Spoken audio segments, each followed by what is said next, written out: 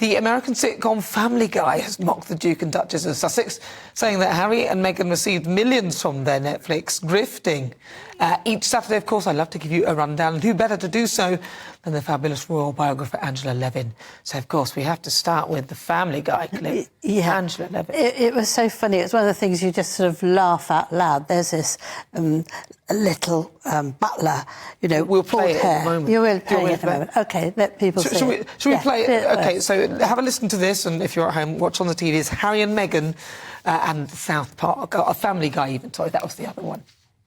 Millions from Netflix for no one knows what. Put it with the rest of them. Babe, time to do our daily $250,000 sponsored Instagram post for Del Taco. I shouldn't have left the made-up nonsense. So you see, Angela, even Family Guy now, because they're so similar, the cartoons, Family Guy having a pop at them.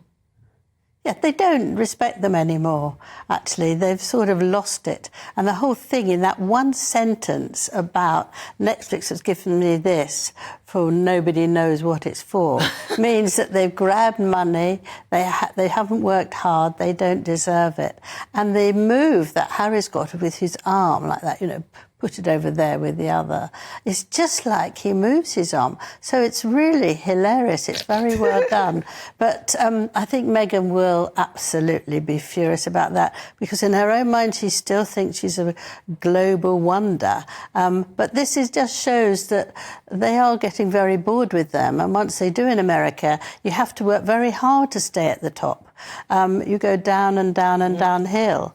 And one of the other things I want to say about Harry is that in 2019 he set up this travel list where people wanted to go on holiday, but they would try and look after the place they were going, environmental care. And he's actually knocked it off the spot, hasn't he? He's the patron, but he had these 7 SUVs.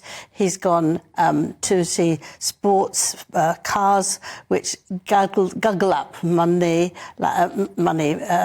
oil and very, very bad for the country. Right, yes. And he had, you know, he's just not interested anymore and he won't go on a public plane, he goes on a private plane. And you think, how can you have a patron who's doing absolutely what you don't want? Well, he's doing absolutely everything he tells you not to do.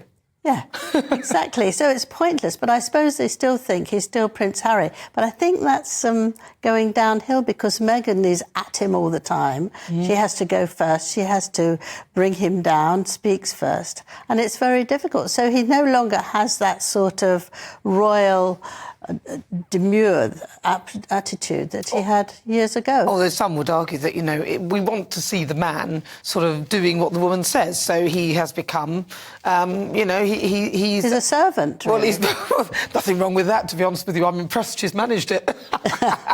Thinking, I want to know her secret. Yeah, that's a good...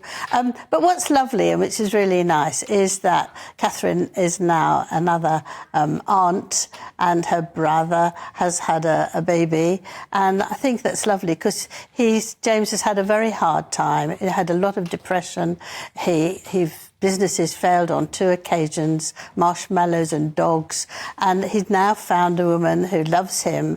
And they've got a little boy a couple of weeks ago. They were very quiet on it. It kept very quiet because they didn't sort of leak it. They were just walking down in London and people saw that. So they said the baby had been with them for 2 or 3 weeks. And his face, he was just absolutely so happy. And you think that he can hold together now, you know, a family and be incredibly happy with all those things. And he was very upset about losing a dog, but he's now got something very important in a family. And it'll be lovely for the Middletons because they've had a hard time with going broke and people writing nasty things about them on trees and things like that. But at least they may have gone bust, but at least they've got a rich daughter, very rich daughter, so they'll be okay.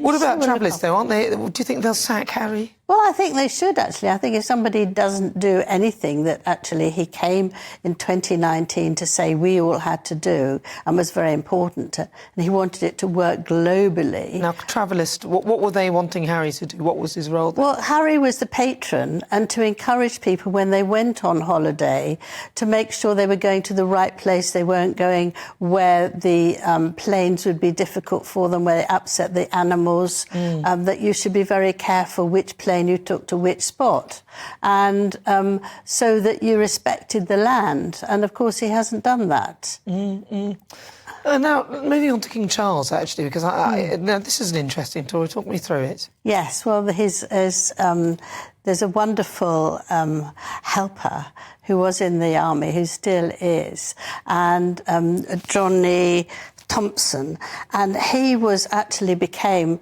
every woman's sort of hero because he was guarding the late Queen. He's very handsome, he's very funny, and he devoted to the King. And the King has now improved his condition and is now going to be the #1 who looks after him, helps things going, take visitors through to him, and do all the things that are necessary. When I was at the V&A with the King and Queen and him, I went up to him and I said, "Excuse me, but I just want to know, do you really love all these women who go after you because they think you're so handsome and you're so charming?" He went bright red, which was quite sweet for someone from the army. And he said to me, "Oh, I don't let myself get involved in that." He said, "Because my duty is to..." It was Prince Charles, it was before that, and I want to look after him, and that's what I put my energy for. So I thought, that makes him even more attractive. Yeah,